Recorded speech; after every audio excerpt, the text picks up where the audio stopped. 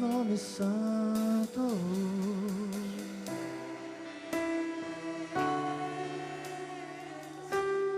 ser exaltado,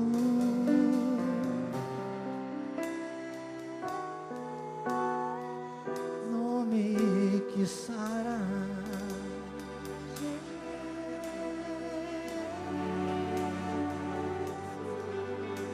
Jesus, Jesus, Jesus.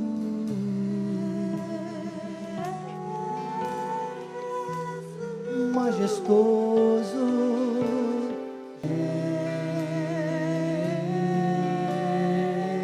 Jesus. Maravilhoso conselheiro, Deus forte, Pai da eternidade, Príncipe da paz. Ele é o meu Deus, Ele é o meu Senhor, Ele é o meu Jesus, Ele é o meu Rei.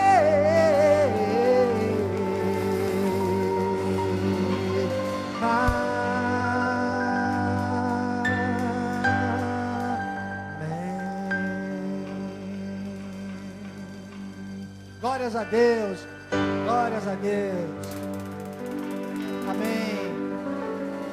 Antes de você sentar, diga, glorifica a Ele, amém? Glorifica a Ele.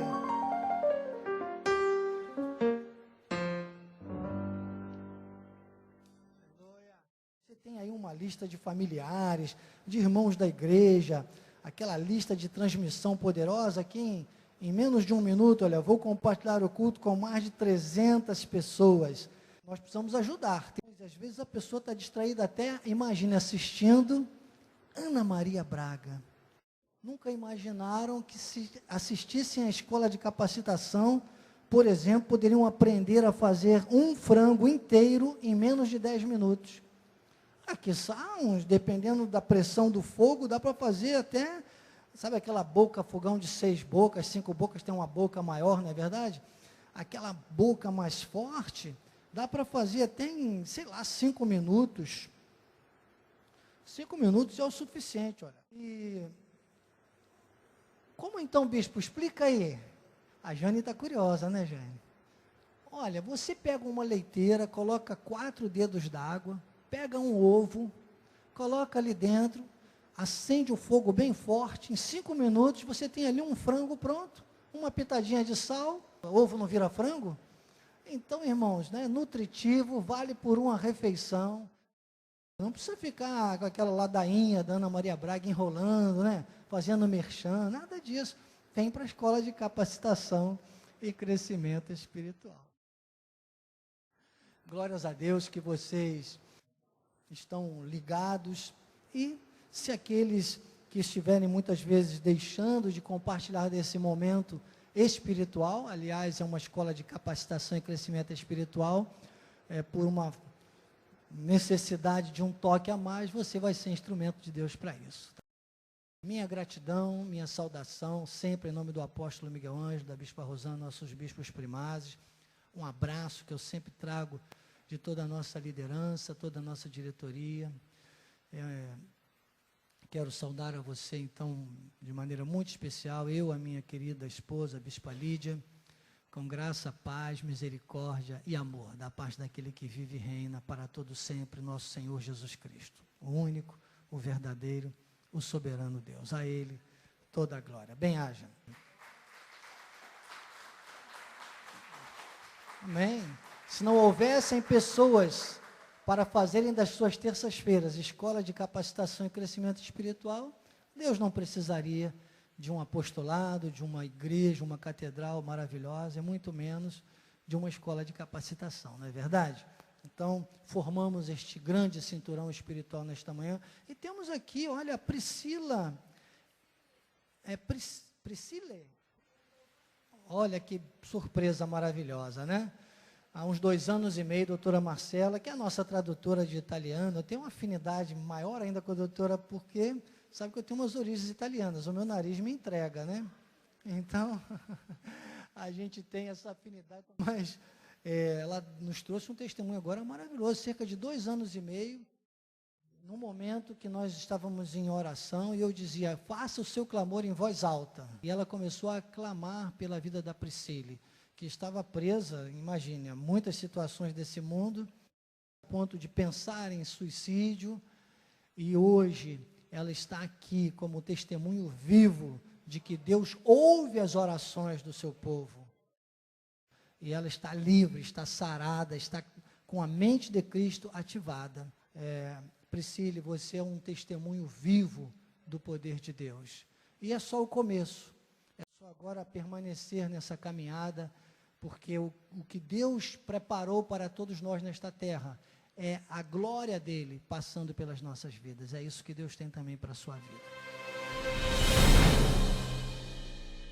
Quero falar com você da nossa vida financeira. Eu chamo esse momento, tenho chamado esse momento, que o nosso apóstolo chama de culto dentro do culto, eu chamo também de educação financeira espiritual. Todos nós precisamos de educação. E essa área que precisa atingir o que o mundo chama de dinheiro, só com uma educação específica. E é por isso que nós valorizamos tanto nos nossos encontros falar sobre vida financeira. No domingo de ceia, o nosso apóstolo trouxe uma frase impactante. Tudo que começa com fé, termina em milagre. Hoje em dia, você pensar que alguém nesse corre-corre, no toma lá da cá, na lei do Gerson, em tudo aquilo que tange a dinheiro, a vida financeira, a luta pela sobrevivência, olha que agora então os preços, amados. Você acha que uma pessoa, se ela não tiver o temor de Deus, se ela não tiver a gratidão, a reverência a Deus, o reconhecimento, ela vai pensar em semear? Por mais que todos nós tenhamos as necessidades, é lógico, as necessidades básicas, nós entendemos que se nós, primeiro, usarmos o que vem à nossa mão como dinheiro, por fé, com a fé, filtrarmos com as obras da fé, as boas obras da fé, nós vamos ter milagres, também por meio do dinheiro. Então você está entendendo? É isso que trata esse texto. Você não fica mais agitado e apenas, envolvido com aquelas necessidades básicas que, repito, todos nós temos e que são cada dia maiores e os recursos são cada vez menores em relação a isso. Mas você não vai ficar limitado a isso, sabe por quê? Porque você tem olhos da fé. Você tem a lógica espiritual na tua vida, e você aplica essa lógica espiritual também ao dinheiro. Aquilo que a economia diz quando fala de insumos, fala de condições de gerar dinheiro, ela diz, os recursos são limitados. Diz, o consumo é ilimitado e os recursos são escassos. Conosco não, irmãos. Conosco, os recursos são ilimitados e o consumo passa a ser orientado por Jesus, por Deus, pela fé, pela nossa vivência espiritual. Hebreus 11 explica isso. Hebreus 11, versículo 1 diz, ora, a fé. Hebreus 11, filhinho, 11. Hebreus capítulo 11, versículos 1 e depois versículo 6 diz, ora, é a lógica espiritual da fé. Ora, a fé é a certeza de coisas que se esperam. E a convicção de fatos que se não veem. Quer dizer que você... Porque, irmãos, imagine, se não tiver uma holística espiritual, ninguém vai acreditar nisso. Sabe o que o mundo diz aí fora? Ah, vai lá dar dinheiro para o pastor. Não é verdade? Desculpa, eu nem quero, ninguém aqui quer o seu dinheiro, ninguém quer dinheiro aqui, nessa igreja ninguém quer dinheiro. Quem gosta de dinheiro é o Silvio Santos, né, que diz, quem quer dinheiro, né? Não, ninguém aqui quer o seu dinheiro. Se você está olhando o que você tem na mão como dinheiro, por favor, esquece tudo que eu falei. Nós queremos aqui a tua visão da prosperidade. Nós queremos aqui a tua visão espiritual sobre o que o mundo chama de dinheiro. E aí você vai passar a lidar com semente. Tudo que chegar à tua mão é semente. Dinheiro a gente gasta, semente a gente semeia, a gente aplica, a gente investe. A gente tem cuidado com ela. Se a tua vida financeira começar com esse princípio da semente, com o princípio da fé, aí você vai ajustar as suas emoções. Você vai ter certeza de coisas que você espera. Quais são as coisas que eu espero, bispo? Que coisas eu tenho que esperar? As coisas que a Bíblia promete. As coisas que a Bíblia diz que você pode ter. São mais de 7.000 promessas.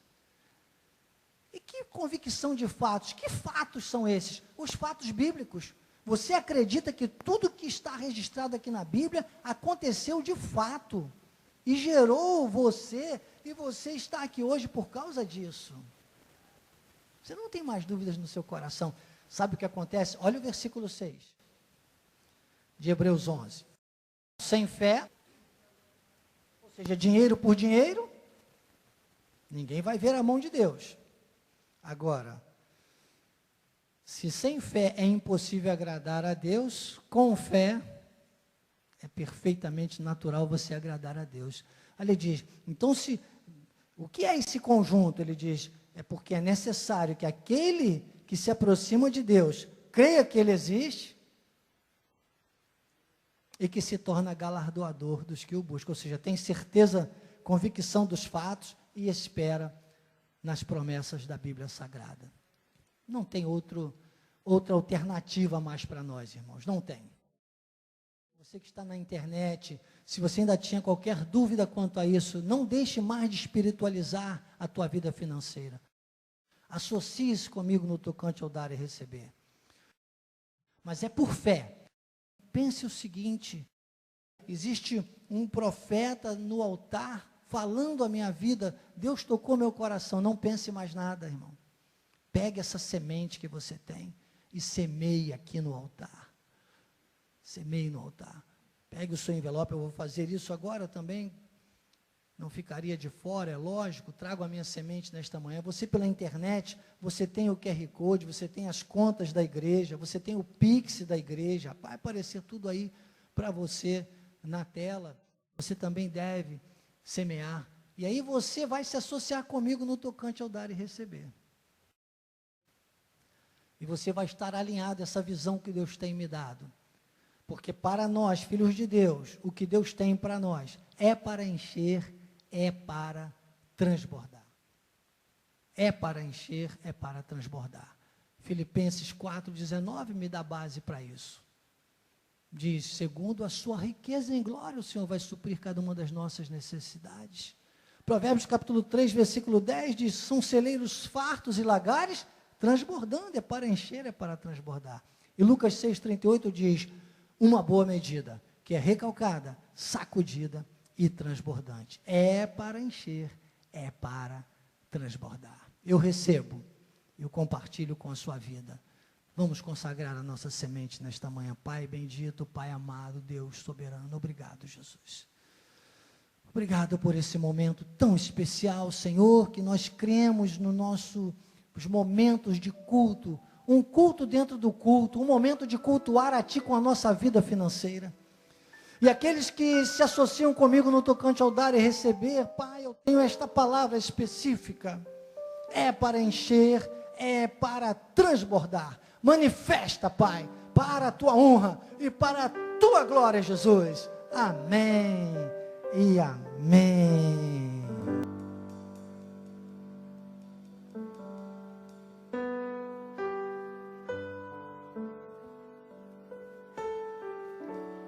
Dai graças.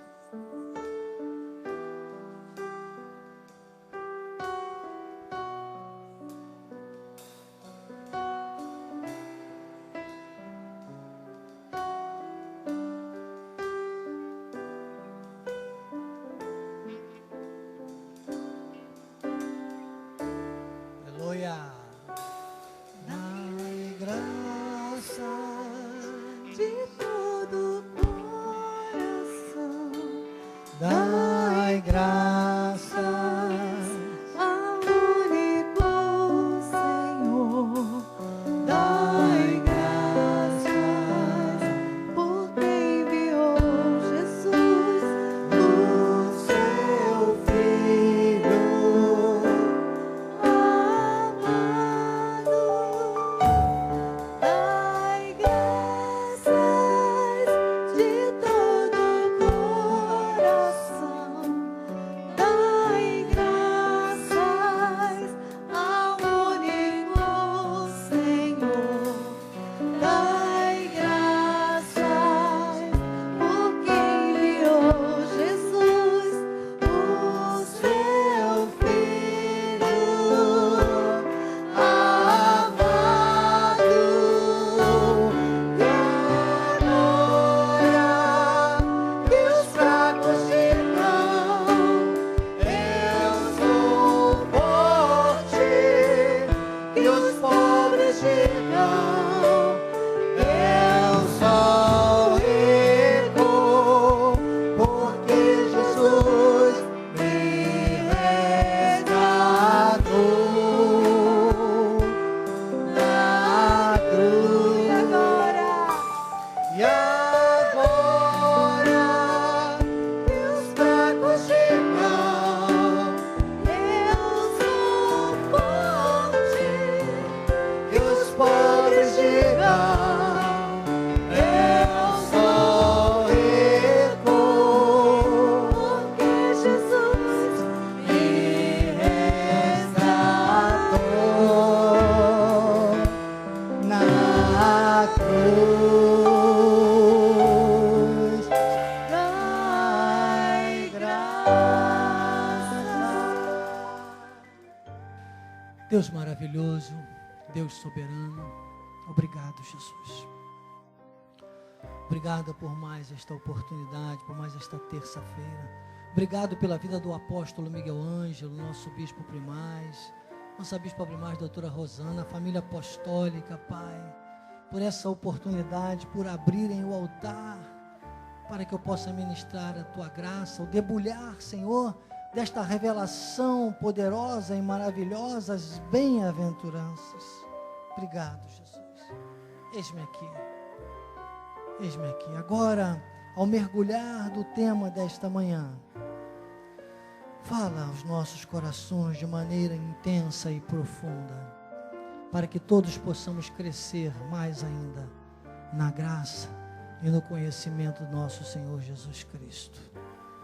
Eis-me aqui.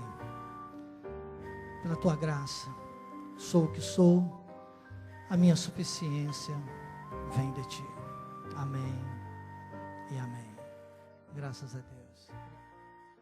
Deus seja louvado. Ao nosso Deus a honra, glória, louvor, império, domínio, força, poder, majestade, autoridade, a glória eterna, assim define o apóstolo Paulo. Amém? Tivemos na última terça-feira, sempre a minha gratidão ao nosso amado capitão Cláudio, hoje não pode estar aqui conosco, muitos desafios também lá com a sua mãezinha, mas sempre manda a sua resenha. Muito obrigado, capitão. E na última semana nós tratamos, já na segunda aula, sobre os humildes de coração, né? Os humildes. Tem gente que, eu disse na semana passada, é tão humilde que tem até orgulho da sua humildade, né? E nós explicamos, o perigo é que todos precisam, de certa forma, demonstrar uma humildade. E você vai encontrar aí, numa grande maioria, uma falsa humildade. Não dá nem para escrever humildade com H, né? Eu tiro o H dessas humildades aí.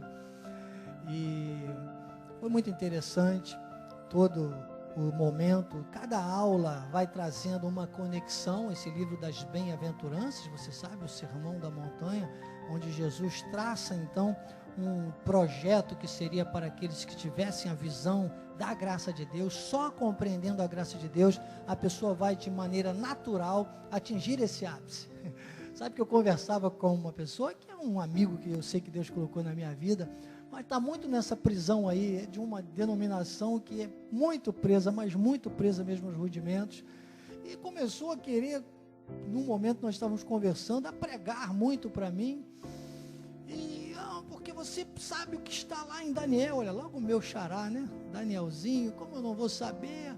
E você não sabe a estátua, por que um pé era de bronze, outro pé era de barro? E começou a querer me explicar e falar de escatologia. Eu disse, querido, e no final ele falou, não, porque aí é Jesus. Eu falei, mas você precisava de decorar todos esses detalhes da estátua para agora me definir isso?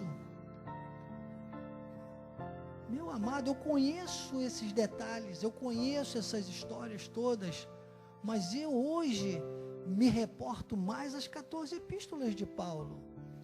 São os textos de revelação que eu procuro ter mais introjetados na minha mente, porque todos esses detalhes apontavam para o sacrifício perfeito de Cristo. Que hoje, com a revelação da graça de Deus, com as 14 epístolas, nós temos isso clarificado na nossa mente. Eu falei, eu conheço tudo isso, mas eu jamais perderia um sábado da minha vida para passar o dia inteiro estudando isso aí. Isso não ia mudar a minha vida. O que muda a vida é compreender a revelação da graça de Deus. E eu falei para ele, você sabe o que é a Bíblia? Eu perguntei o que eu sempre digo aqui. Provavelmente se eu perguntar, vocês vão já saber me dizer, mas eu vou repetir. A repetição é mãe do ensino. A Bíblia para mim, você sabe, eu falei para ele, sabe o que é Bíblia para mim? Aí ele, a Bíblia é o livro dos livros. Eu falei assim, não, Bíblia para mim é a graça em desenvolvimento, do Gênesis ao Apocalipse. Não tem nada de velho ou de novo. Tem a graça em desenvolvimento. E só as 14 epístolas, só a graça de Deus nos mostra isso. Imagine para você hoje, se a pessoa não consegue atingir. Não entendi, amor? Ah, sim, as 14 epístolas que vão sempre de Romanos aos Hebreus, né? Aquilo que foi dado a Paulo, ele depois traz nas suas cartas a revelação, explica.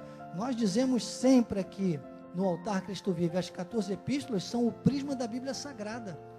Não é que a gente ignore todos os demais livros da Bíblia, não, só que as 14 epístolas explicam a Bíblia.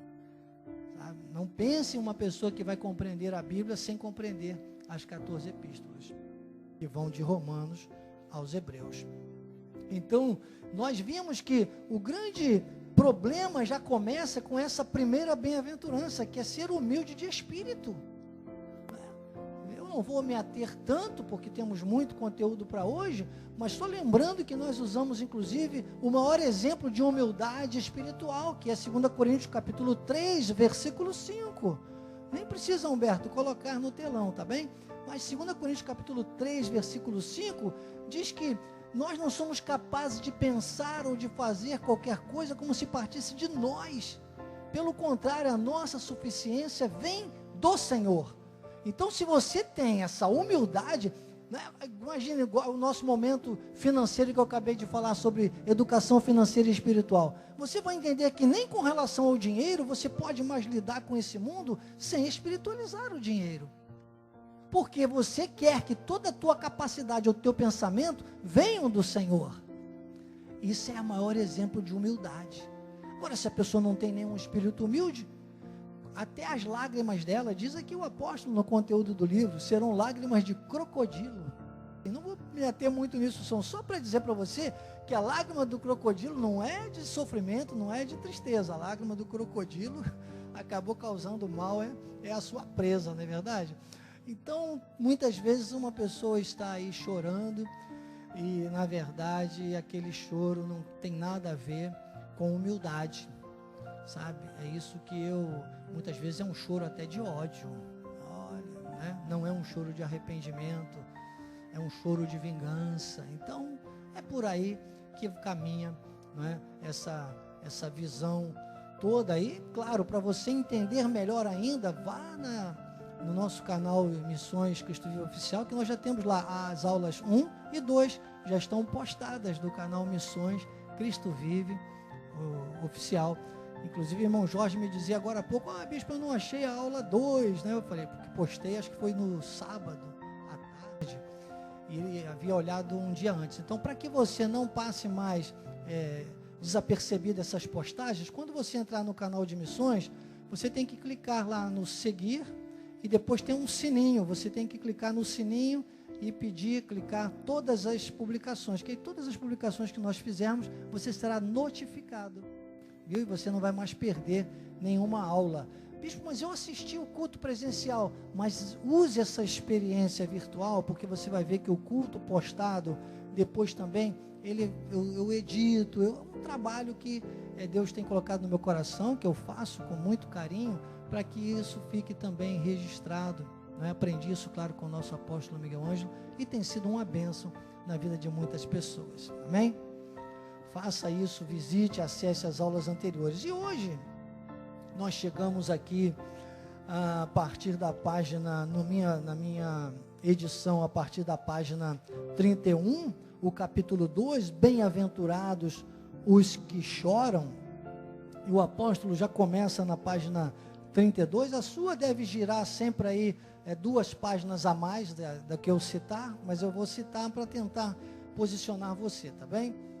Aqui na caminhada que nós vamos pelo livro, como eu sempre digo, eu não te chamo aqui para ler o livro, seria um abuso da minha parte. Nós vamos pincelando algumas coisas do livro e, logicamente, a palavra de Deus se renova. Nós servimos aqui palha verde, palha viçosa, e Deus vai trazendo para nós, de tudo que vamos pincelando, um toque sutil, um toque especial para todos nós crescermos na escola de capacitação e crescimento espiritual. E aqui na página 32 o apóstolo usa 2 pensamentos tremendos, um de Musset, acho que é assim que pronuncia, o outro de Shakespeare, e o primeiro diz: o único bem que ainda me resta é ter chorado uma outra vez. Pensamento bonito. E depois o outro, chorar, que é de Shakespeare, chorar é diminuir a profundidade da dor. É o choro que realmente acaba muitas vezes a gente precisando, todos nós precisamos. Às vezes a pessoa acha que chorar é um sinônimo de fraqueza, de não acreditar em Deus. Não, todos nós somos sensíveis, sim, e vamos ter momentos de choro. E aqui o apóstolo começa comentando, ele diz: olha, havia no tempo de Jesus um problema, que acredite, os críticos, irmãos, vão sempre estar nos julgando. Não fique tentando agradar, fazer ou mudar, às vezes, para agradar uma pessoa. Aliás, nem tente agradar a todos, porque nem Jesus agradou a todos. Quem tenta agradar a todos, não consegue agradar a Deus. E quem agrada a Deus, jamais agradará a todos. Então já começo por aí. Deixa eu te lembrar, você está na escola de capacitação e crescimento espiritual. Agora, quem agrada aquele que agrada a Deus, também agrada a Deus.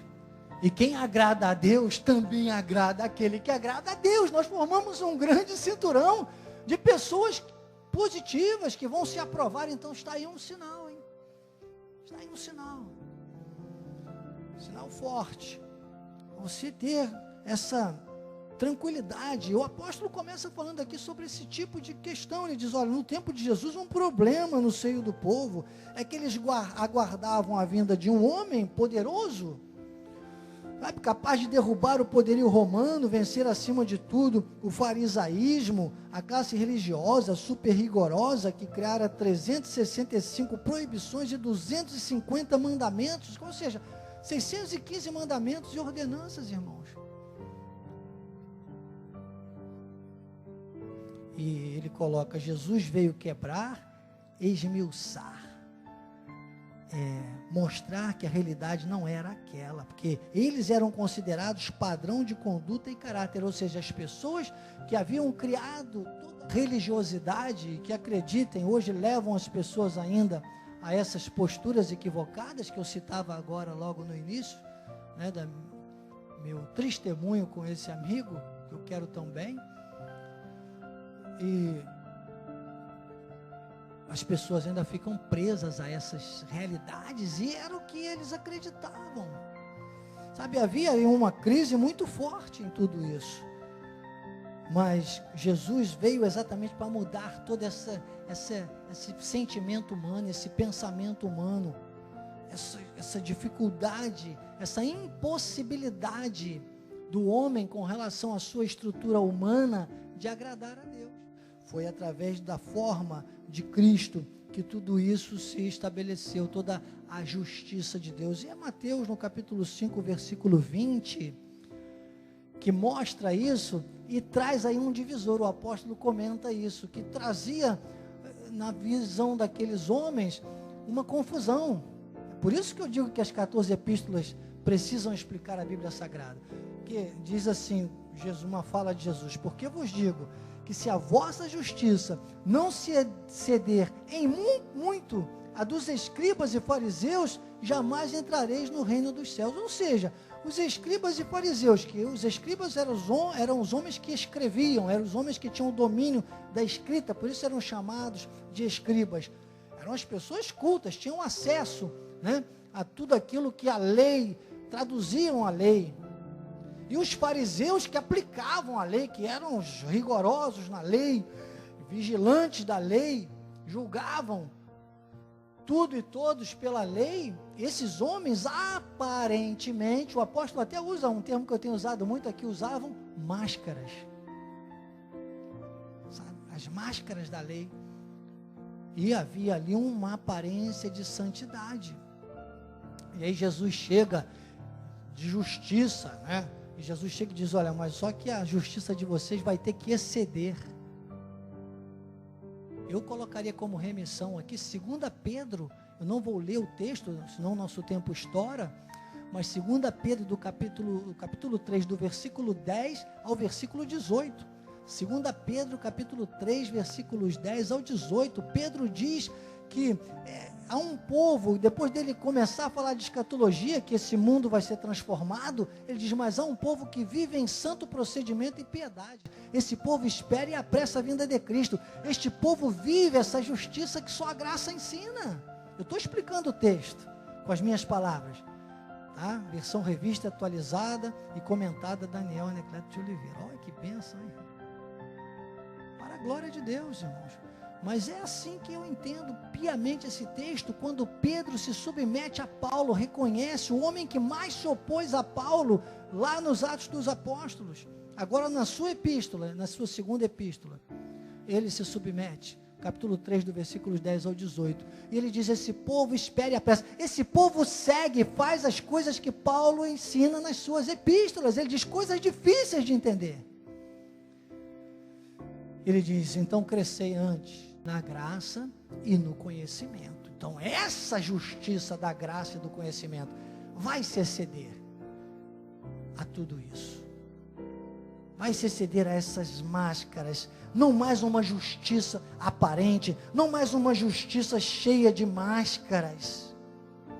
O apóstolo fala sobre isso aqui. As pessoas ficaram confusas, porque se os homens que aparentemente eram os homens da justiça de Deus, os homens que zelavam por tudo o que era mais sagrado, considerado sagrado, Jesus diz agora: a justiça de vocês vai ter que exceder a essa. É que as 613 mandamentos, 615 mandamentos e ordenanças bíblicas, tudo aquilo que foi desmembrado pelas 10 mandamentos, isso flui naturalmente da nossa vida, irmão. Flui naturalmente de uma vida que ouve a voz de Deus. Em seguida, o apóstolo comenta o fato dos sermões de Jesus, bem como outros fatos importantes relacionados na Bíblia, terem acontecido nos altos, como a própria entrega, né, dos 10 mandamentos, das tábuas, retratando que esses eventos espirituais estão sempre acima da mediocridade da carne, sabe? E vejamos aqui João, que fala no capítulo 1, versículo 17. Porque a lei foi dada por intermédio de Moisés, a graça e a verdade vieram por meio de Jesus Cristo. E eu faria uma remissão aí com João 16:12. João 16:12, importante para você anotar, porque Jesus disse naquele momento ali de despedida com os discípulos, ele disse: olha, muito tenho a vos dizer, mas vós não podeis suportar agora. Seria aquilo que seria revelado nas 14 epístolas, que Pedro comenta na sua epístola, que vai trazer um povo a viver o santo procedimento e piedade, vai entrar nessa holística espiritual da fé.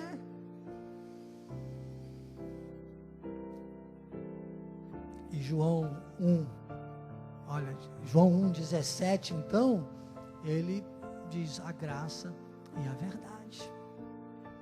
É a graça e a verdade. Não há outra forma para os dias de hoje. Diga, é a graça e a verdade. Por isso que eu disse na aula passada, que o contrário de humildade para mim, o contrário de humildade era falsidade. A falsidade é uma mentira. Não era soberba, como as pessoas pensam. A soberba era apenas um resultado da falta de humildade. Mas o contrário de humildade é falsidade, é mentira. E é o que o mundo vive por aí. E Jesus, a graça, é a verdade. É a verdade. E aqui na minha edição, página 34, logo no segundo parágrafo, de Jesus queria mostrar que esses vícios de caráter, pobreza de personalidade, falta de sensibilidade cristã, nada tinham a ver com as virtudes que ele anunciava em seu sermão como meios de levar ao céu. Que na verdade, quando você entende a graça de Deus, você vai usar a palavra do saudoso Billy Graham, que disse um dia: a salvação nos leva para o céu, mas a santificação traz o céu aqui para a terra. Por isso que Pedro, na sua epístola, 2 de Pedro 3:10 a 18, que eu já falei para você fazer a remissão aí, ele diz, é um povo que espera e apressa a vinda de Cristo. Então a gente tem a realidade espiritual aqui na terra. A gente tem a visão aqui na terra de que nós estamos aqui por um projeto muito maior, por um processo muito maior, por um propósito perfeito, por alguém que conheceu, predestinou, chamou, justificou e glorificou, e um plano perfeito para as nossas vidas. Não somos um CPF. Nós somos filhos de Deus nessa terra. Agora, eu tenho dito, há muito tempo que eu não digo isso, vou dizer agora, de novo.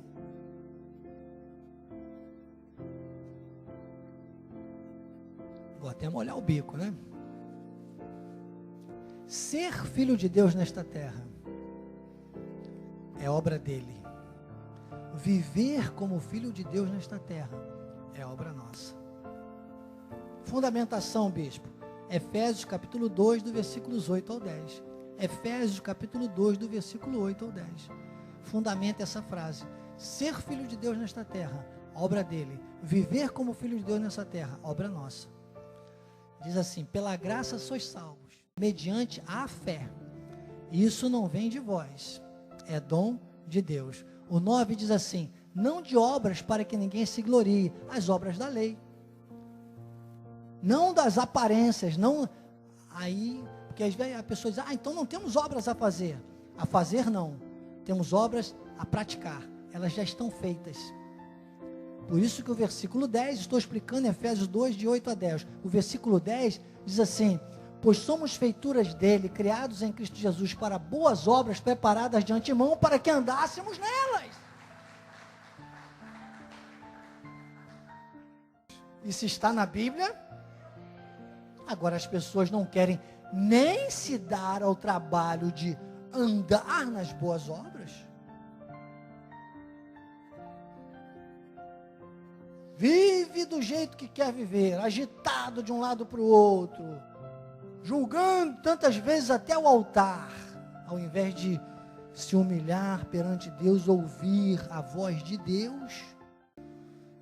Não ouça apenas a minha voz, é claro que você vai ter que suportar o meu timbre de voz, mas ouça a voz de Deus através da minha vida.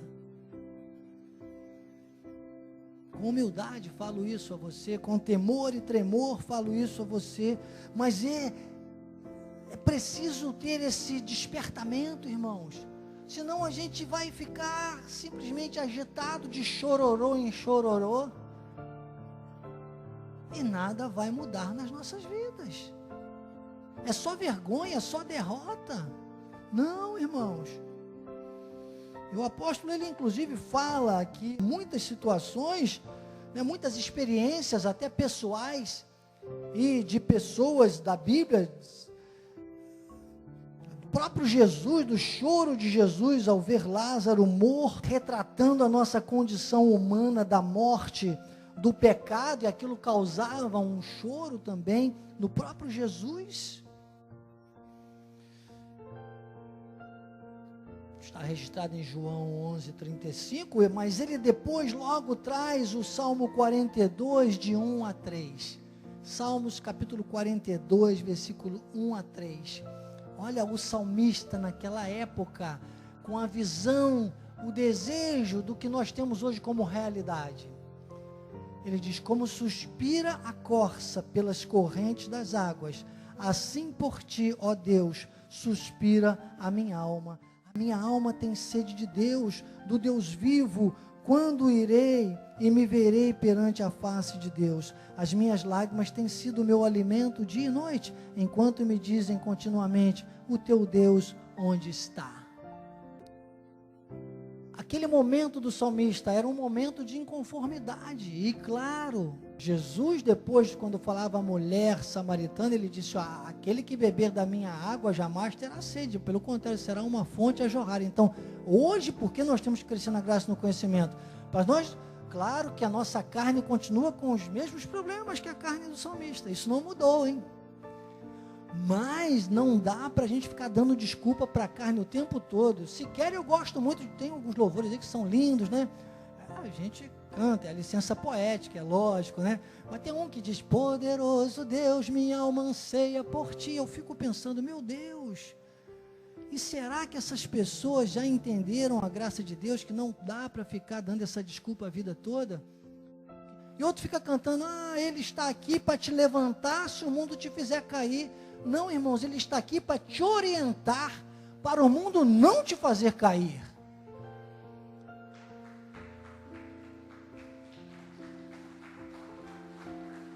O que a Bíblia diz? Maior é o que está em nós do que aquele que está neste mundo. O que Jesus disse: as portas do inferno não prevalecerão contra a minha igreja. E eu vou ficar agora dando desculpas? Então, esse inconformismo da carne do salmista, lógico, nós temos que ter hoje. E quanto mais nós nos inconformarmos com a carne, mais nós vamos estar formados, né, conformes. Como eu tenho explicado aqui, você tem que ir nas aulas anteriores, inclusive sobre Efésios 3:20, não vou explicar hoje de novo, para você ir lá pesquisar, tá bom? Mas vamos estar na forma de Deus, dentro da forma de Deus. Então o cristão, pela inconformidade com esse mundo, e sobretudo pela fragilidade da carne, ele vai chorar mesmo. E temos aqui no livro vários exemplos, mas eu volto aqui ao Salmo 32, agora versículo 1, porque o salmista, nesse ponto, ele estava numa celeuma tremenda, e depois ele diz: bem-aventurado. Olha aqui as bem-aventuranças, né? Sabe, aquela época o salmista era dramática, né? Mas ele já experimentava, ele dizia: bem-aventurado aquele cuja iniquidade é perdoada, cujo pecado é coberto. O que nós vivemos hoje, irmãos? Qual é a realidade da graça de Deus? Jesus entrou, diz Paulo aos Hebreus, no Santo dos Santos, e obteve eterna redenção. Paulo diz: nós agora podemos dizer: Abba Pai, Paizinho querido, nós temos acesso direto. O próprio Isaías, no capítulo 53, quando profetizava, ele dizia: o castigo que nos traz a paz estava sobre ele, pelas suas pisaduras fomos sarados. Deus nos vê perfeitos hoje, nos vê no Espírito. Nós é que temos essa dificuldade, às vezes, de ver a nossa realidade espiritual. Então, nós podemos agora começar a ver mais forte ainda essa nossa realidade. O próprio Senhor já fazia uma promessa ao salmista lá nos Salmos. Vamos fazer uma remissão, não está no livro, mas você pode fazer uma remissão aí logo depois do texto do capítulo 32, versículo 1 de Salmos. Você pode anotar Salmos 89, do 28 ao 37. Olha aqui a promessa: conservar-lhe-ei até você pecar de novo, até os seus filhos pecarem, ou até você pecar de novo, Deus tinha uma promessa com Davi. Davi tipificava a graça de Deus, irmãos. Por isso diz lá, Apocalipse, o leão de Judá, a raiz de Davi. Então a graça, a salvação eterna, a revelação passava por tudo isso. E ele diz, conservar-lhe-ei para sempre a minha graça. E firme com ele a minha aliança. Farei durar para sempre, de novo, para sempre, a sua descendência. E o seu trono como os dias do céu, ou seja, a eternidade. Ele diz, se os teus filhos, aqueles que se alinharem a toda essa visão da graça, desprezarem a minha lei e não andarem nos meus juízos, se violarem os meus preceitos e não guardarem os mandamentos, olha que conforto, né? O Senhor já dava ao salmista, né? A promessa, ele disse então, punirei com vara as suas transgressões e com açoites a sua iniquidade, mas jamais retirarei dele a minha bondade, nem desmentirei a minha fidelidade. 35. Uma vez jurei por minha santidade. Olha a justiça, a graça de Deus, a santidade. Ele disse, serei eu falso a Davi? A sua posteridade durará para sempre, e o seu trono como o sol perante mim. Ele será estabelecido para sempre como a lua, e fiel como a testemunha no espaço. Então essa é a graça de Deus, irmãos. Esse é o nosso cinturão de segurança. E quando ele fala, punirei com vara as suas transgressões e com açoites as suas iniquidades, ele está dizendo, vai ser tratado. A vara é a disciplina de Deus. É a correção, é a disciplina. É o versículo, isso mesmo, querido, 32.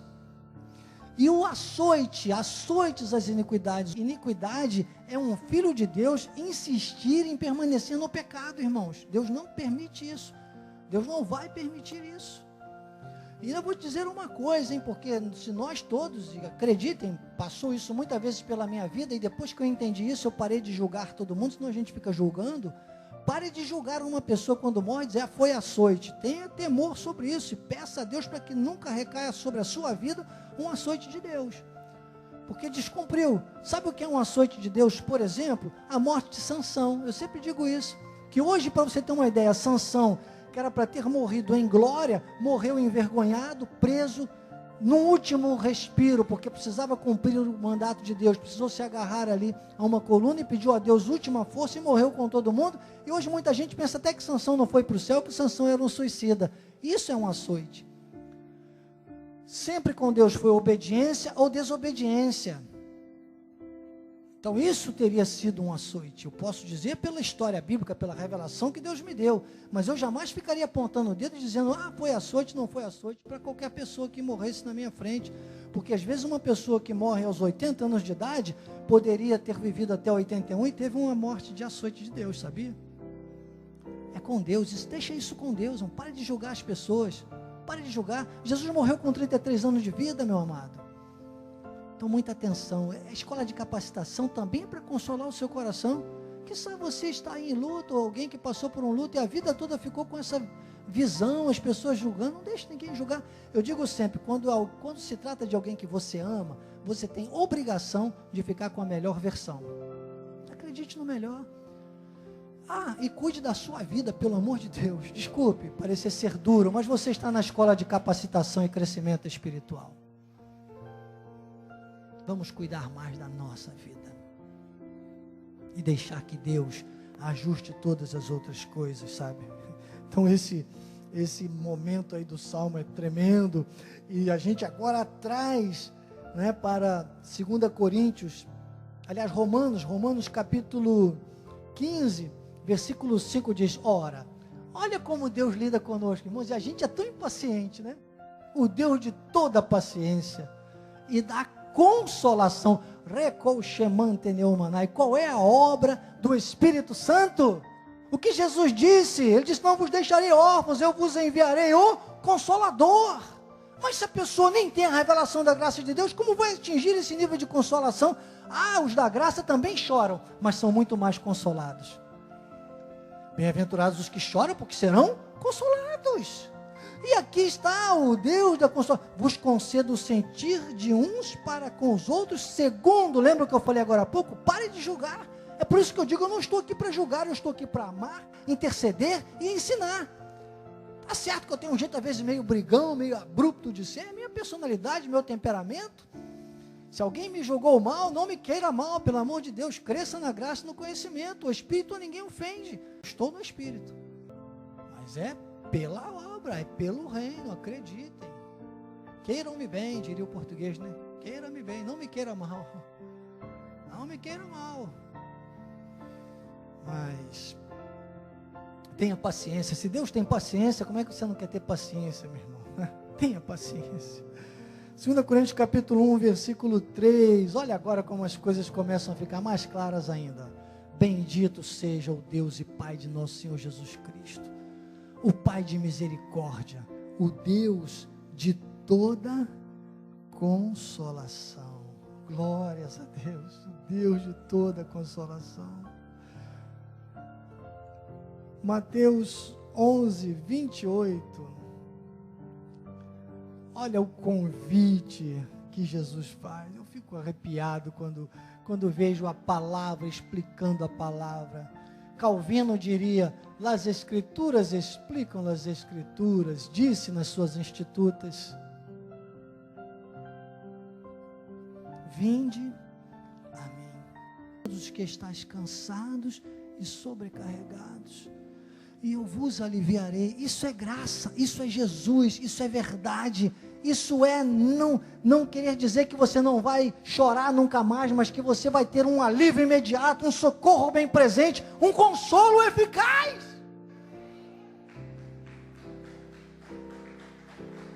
Aleluias.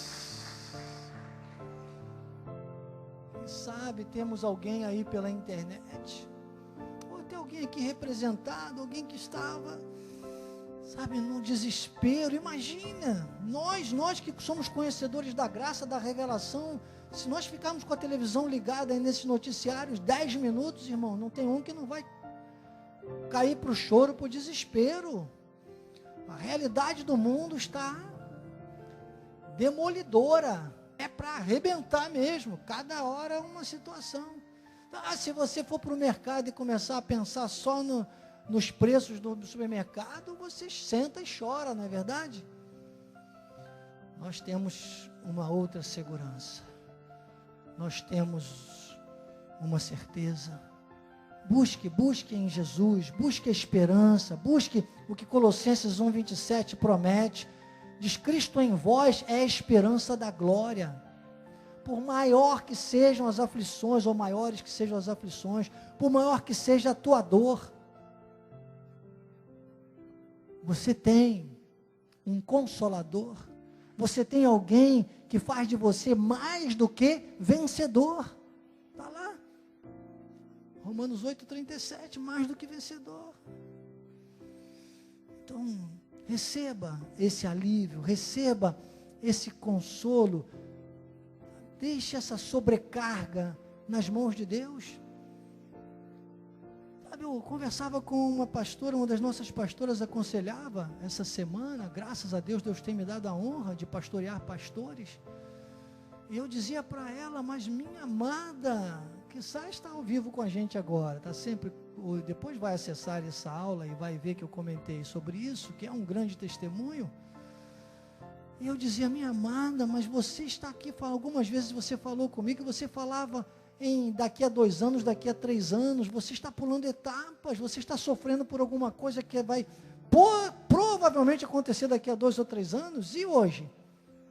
E agora? Pense mais curto, projete longo, mas pense mais curto também. Você não pode querer viver o que vai acontecer daqui a 2 ou 3 anos, você tem que viver o hoje. Nós não temos o passado nem o futuro, nós temos o presente.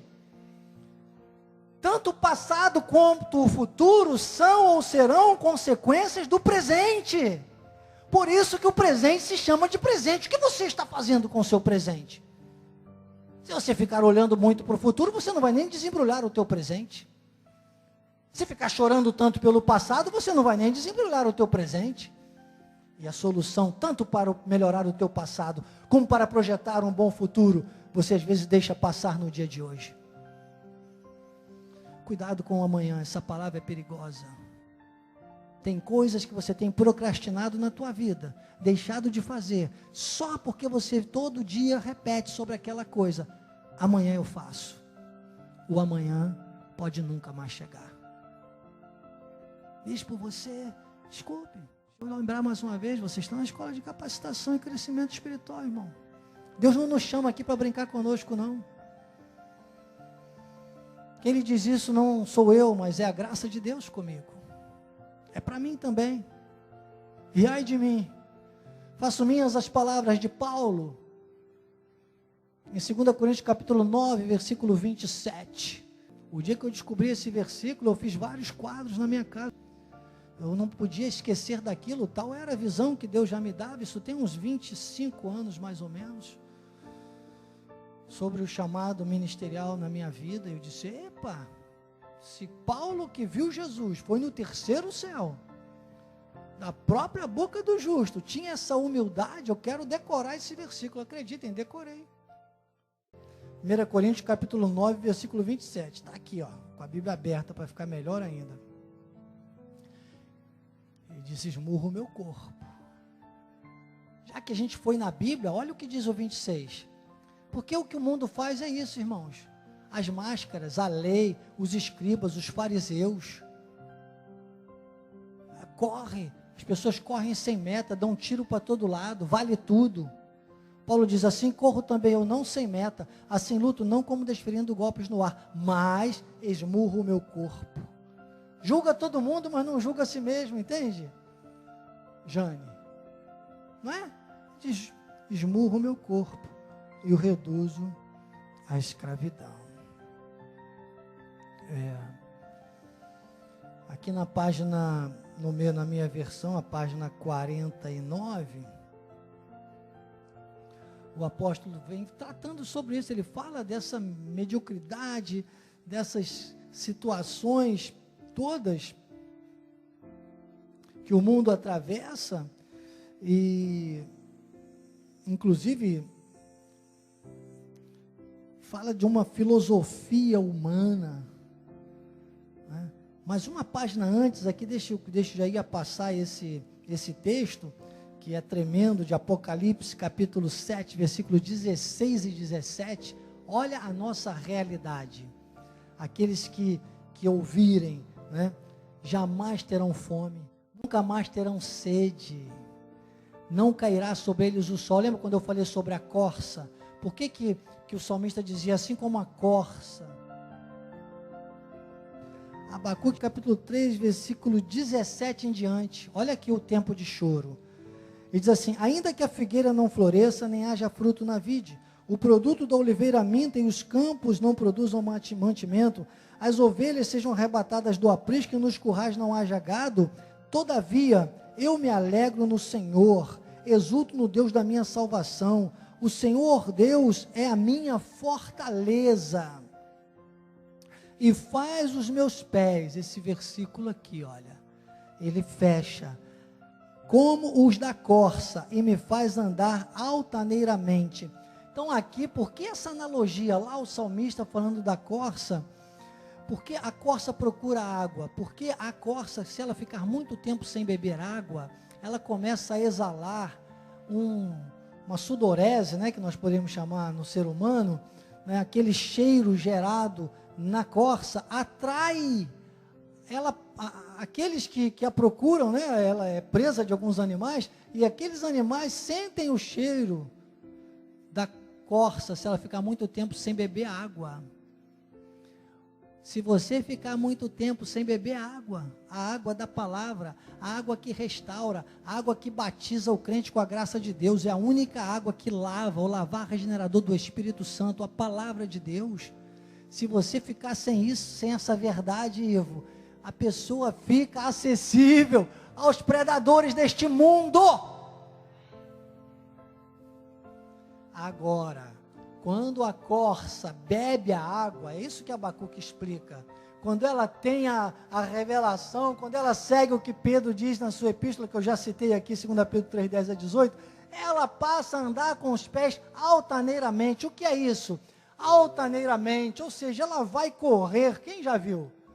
E geralmente ela escapa, se ela está bem nutrida, se ela está com água, ela está com força, ela está revestida, ela dá uma batida para lá, outra para cá. Se você nunca colocou, coloque lá no YouTube, coloca assim, a corça fugindo do predador, você vai ver como é linda a corrida que ela faz, chega a ser elegante. Irmãos, por maior que seja a dor, por maior que seja o teu choro às vezes da alma, o mundo vai olhar e vai ver você como a corça bem nutrida, como a corça alimentada, bem irrigada pelas águas da verdade, e os seus pés vão andar altaneiramente, com elegância.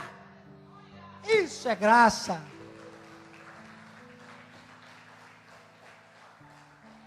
Diga, chorar sim, sofrer não. Aí você nunca vai deixar que o teu sofrimento seja maior que a tua dor. Vou repetir, o teu sofrimento nunca será maior que a tua dor. Você nunca vai deixar que o teu medo seja maior que o teu desafio. Porque o medo maior que o desafio, a pessoa para tudo. Você sabe que 95% dos medos que nos afrontam e nos fazem parar, às vezes, nunca chegariam à nossa vida? E às vezes a pessoa diz, não vou mais à igreja à noite, não vou mais, os cultos à noite aqui temos sentido isso, às vezes estão vazios, a pessoa, não vou mais no culto à noite, porque tem tiroteio. Ah, meu irmão, diz o meu querido amigo Bispo Nacional, Bispo Sérgio, não deixe que o seu medo seja maior que o teu desafio. Se é para vir à igreja, se é para servir a Deus, vá onde você tiver que ir, porque o Deus que te guarda, te livra, é maior com o ministério angelical que qualquer afronta, que qualquer bala perdida. Aliás, você não é endereço de bala perdida. Se tiver uma bala perdida, ela vai continuar perdida, nunca vai achar um filho de Deus.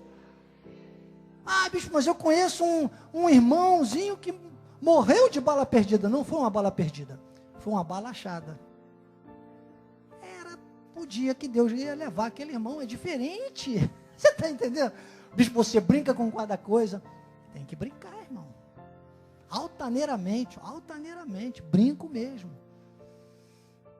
Brinco mesmo, não é desmerecer. Eu tinha até tenho que falar, tenho 3 minutos para concluir. Tinha um pregador antigo que eu conhecia, interessante que ele era policial militar. E as pessoas ficavam perguntando ele, mas você é crente, dá tiro em bandido? Ele falou assim, não, eu dou tiro, mas quem mata é Deus. Vocês não têm noção de como já descarreguei arma em bandido e o cara não morreu. Depois lá na cadeia até se arrependeu e hoje está na igreja. Ele dizia isso, ele falou, tem nomes aqui para dar. Agora, quando morre, é Deus que permitiu, irmão. Então a bala, o tiro eu mando, mas quem mata é Deus. Está entendendo? Até essa segurança, olha, quem sabe tem algum policial que estava com medo de dar tiro aí, manda bala, irmão. É bandido, manda bala. Veja que você está incentivando. Brincando, deixa para lá. Vamos pular isso aí, que eu gosto desse negócio de mandar bala, vocês não imaginam. Segundo lugar de tiro numa turma de 70, se começar a falar de bala, que eu vou para carne, vou querer até ir para o stand de tiro, dar tiro, que é bom, é gostoso. Meu Deus, imagina, ainda mais no bandido. Deixa para lá. Ai, não incentiva a violência, bispo. Não, só estou brincando. Ai, Jesus, chegamos à conclusão do tema de hoje, irmãos. E o apóstolo diz aqui nas páginas conclusivas, essa questão da mediocridade, filosofia do mundo, sabe, manda buscar os prazeres fáceis, tem uma forma toda falsa, que o apóstolo vai tratando aqui nas páginas seguintes.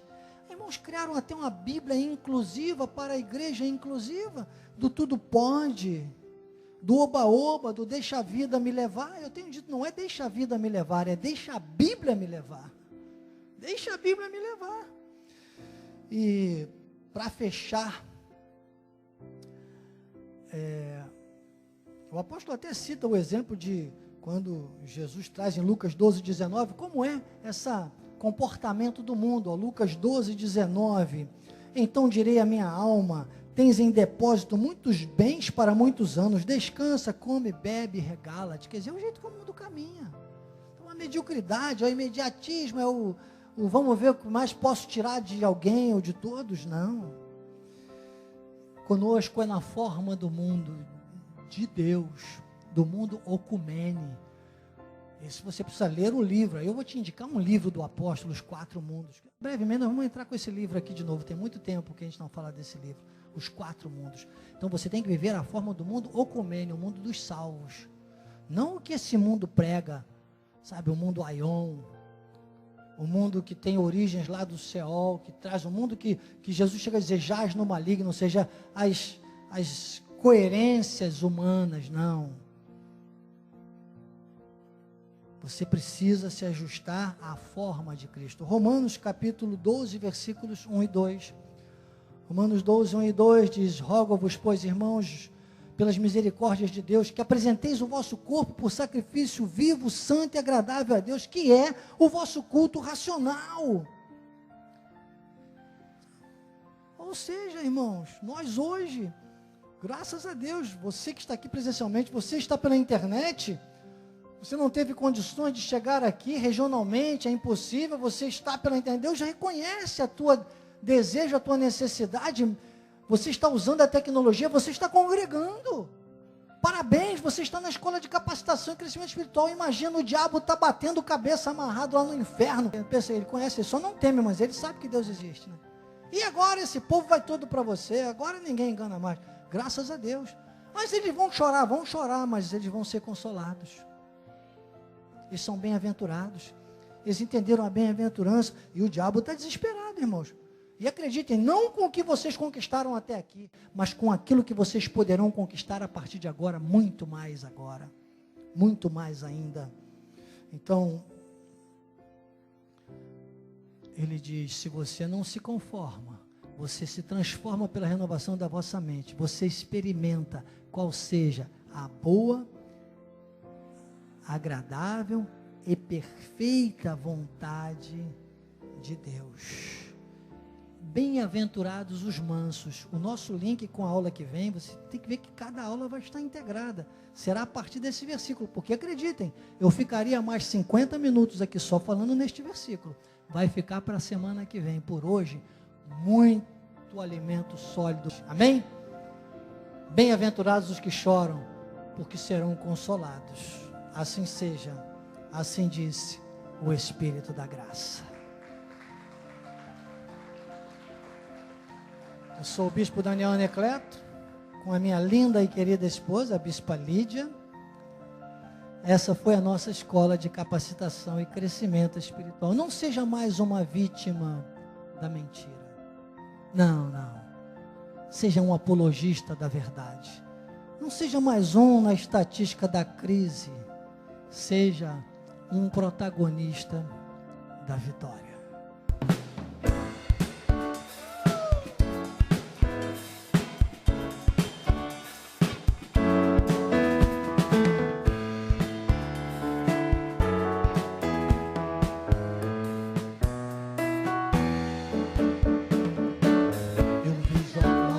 Céus